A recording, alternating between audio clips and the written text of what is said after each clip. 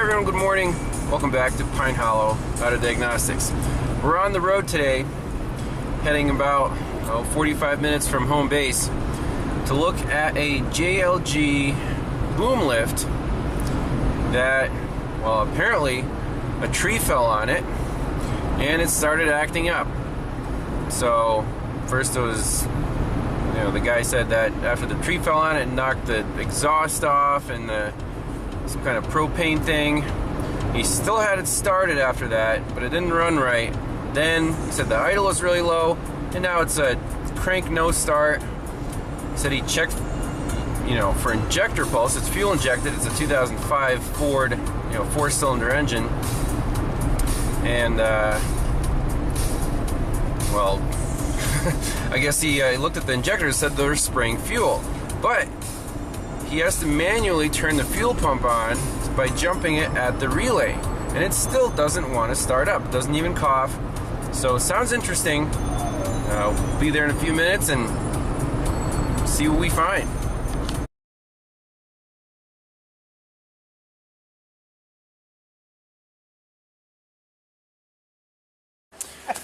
So we're on site. There's the JLG Boom Lift. Hello, Scott Foster.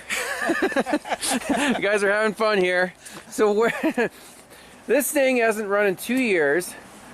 A tree fell on it on top, cracked the top there, messed up the exhaust, and this propane valve assembly right up here.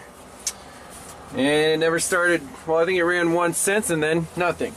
So I don't have a good wiring diagram for this model. I looked online. JLG provides diagrams either for the old school carbureted version or the newer one where you can plug in the little JLG analyzer. This is somewhere in between, so we're kind of going by experience, and it has the same engine as some of the Genies that we've seen before. Let's start with the basics. Fuel pressure and ignition and injector control. So I'm on injector number 1 control wire on my channel 1. Have our fuel pressure gauge hooked up, and on the waste spark coil over here, I'm on the control wire for one of the coils.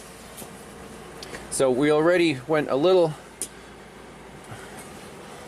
ways in this diagnostic. So as the Genie or the JLG sits right now, we're going to crank it over and see what happens to our fuel pressure and see what happens to spark and fuel injection. Go ahead and crank it for three seconds. Keep going. Okay. So instantly we see that on the red we have activity, and on the blue we have nothing.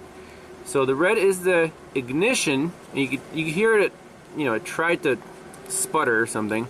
No injector pulse. Also, no fuel pressure. Now this thing is dual fuel, so LP and gasoline, and we want to make sure that the switch, wherever it is on gasoline, obviously. So that should be on the platform. So up here on the platform, some of the switches, you can't even say what they are. This is usually, I think this is the start, and this must be the fuel control, so LP or gas. So just for kicks, go ahead and turn it to platform control. Okay, so I'm going to flip this one down. Now this is the starter, and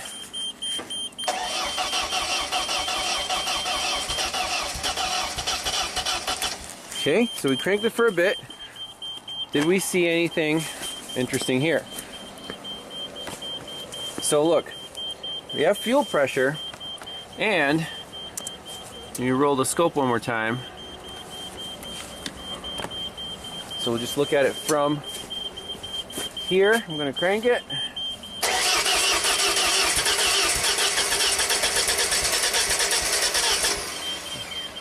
So it seems like it wants to start, and we have injector pulse, which is fantastic. So we're definitely making progress. There's the injector pulse. There's the ignition pulse. It's almost starting. I think the last piece of the puzzle here is this electronic throttle control motor. If it doesn't open enough, obviously this thing won't fire up. So now let's put the scope on the throttle control, see if there's any command from the engine computer. It's 2 wires, and I wish there was a way to read trouble codes. Here's the engine control module. It doesn't look like it lives in a very happy spot, and there was significant rodent damage to the wires, so we could be dealing with some of that. But let's measure the throttle control voltages right here on these 2 wires. So we're on the throttle control wires. Flip this switch on again. Okay. And go ahead and crank it. Okay. And crank it one more time. Okay, that's good. And just key off. Okay, let's see what happened here.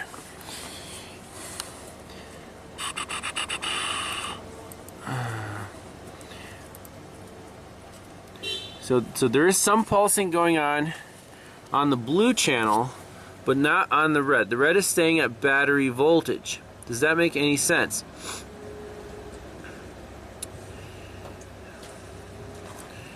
Does that make any sense? So right here, it was key on. Then when we started cranking, there is some pulsing going on, but I want to see if this throttle is mechanically moving.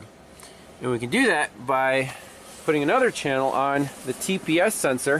The throttle position sensor is right here. You can see some chewed wires. That way we'll be able to see if this throttle is moving back and forth. So I'm just using the voltmeter to measure the voltage on these 3 wires going to the TPS sensor. And the first one looks like a 5-volt reference, so that's good to know. If we move to the middle wire, that's going to be our signal.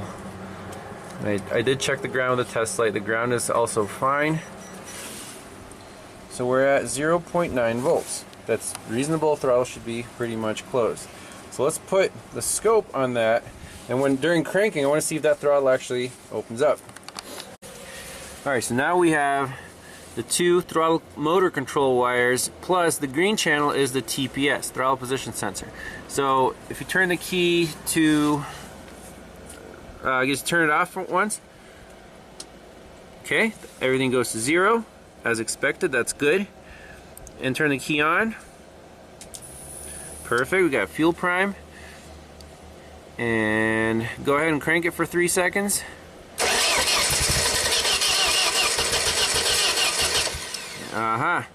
So the throttle is not moving. We just proved that on the scope. So there's one driver that's low and pulsing to battery voltage, and the other one is just high all the time. And this TPS is staying at we can even measure it, 0.9 volts. 0 throttle movement. So I bet we can fire this thing up just by manually opening the throttle. But does this tell us that one of the drivers in the computer is not functional? Or if the throttle motor itself is open circuit? So we can check both. We can check the resistance of the throttle motor, and then we can check both drivers in the computer. But this is why right now it's kind of hiccuping and coughing a little bit, but it's not actually running. So I have this throttle motor unplugged. We're just measuring the resistance across the winding in here. We have 3.9 ohms. That's actually pretty reasonable. It's not shorted out, and I think the way this is set up is there's a constant power on the red, and then the computer just pulses this gray and blue, which is exactly what's going on. So, and right now we see no throttle action whatsoever. So we're going to take off this boot here and see if the throttle is mechanically stuck for some reason. I don't see any real electrical reason why it shouldn't be moving at the moment. Okay, so got the hose clamp off. There's the throttle body. I mean, it looks kind of black. We don't see any dead rodents in there, so I'm just gonna try to get in here and poke it with my screwdriver, see if that throttle plate moves. And there you go, it does. Now let's do that by monitoring the TPS voltage, make sure the TPS is working.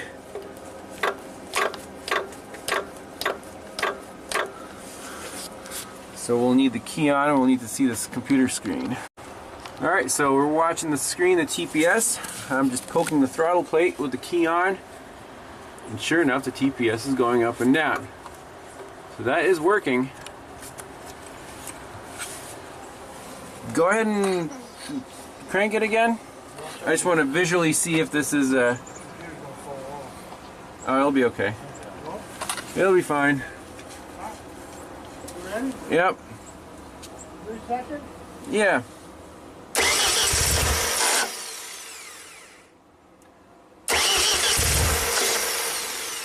Okay, just a sec. I have the throttle motor unplugged, that's why we have zeros on the other traces. Alright, key on? Yep. And key off? Okay, that works. Key on? Okay, and go ahead and crank it.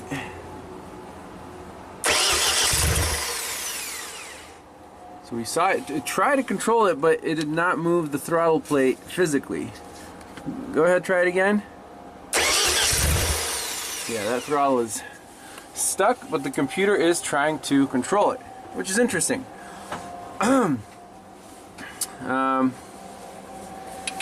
guess we could just crack the throttle plate open a little bit and see if it fires up, just manually. Okay, I'm gonna manually hold it open right there. Go ahead, see if it fires up. Yep, sure did. Whew. Go ahead, try it again. Yep, it's not moving. Okay, very cool. I think we got all the data we need. So last check we want to do is a manual test of this throttle control motor. So we have power coming in. That's the red trace. Now the blue trace, we can pull down the ground manually like the computer is doing and see if this throttle is moving. Now the computer is pulling it down about 50% duty cycle, so roughly, half the voltage drop would be like about 6 volts across the motor. What we can do is hook up our bright test light, so this is 5 amps, and pull this sucker down and see if it moves. I don't hear anything, and on the computer screen the scope is showing the TPS did not move at all, and we're down to 4 volts on the control wire. So there's definitely current going through here. Now how much current? If at 12 volts the test light pair draws 5 amps, then at 4 volts we're drawing at least 3 amps, probably closer to 4. No action there. So it needs a new throttle control motor or new throttle body assembly, and that's the diagnosis. Otherwise, to move it, you can manually prop open that throttle just so it has like a high idle, do what you got to do, but it needs a new motor. So once that gets repaired, we'll do a little follow-up. But that's it for this one. So not the worst case scenario. I don't know if the falling tree had anything to do with impacting, messing that up or not. But it is what it is. So thanks a lot for watching. We'll see you next time. And who am I supposed to say hi to again? Scott Foster. Scott Foster. Hope you enjoyed this video. Alright, a little bonus footage. We got a hose clamp stuffed in the throttle body just to prop it open in here, and I think this thing will just fire right up and run at a half decent idle. Go ahead.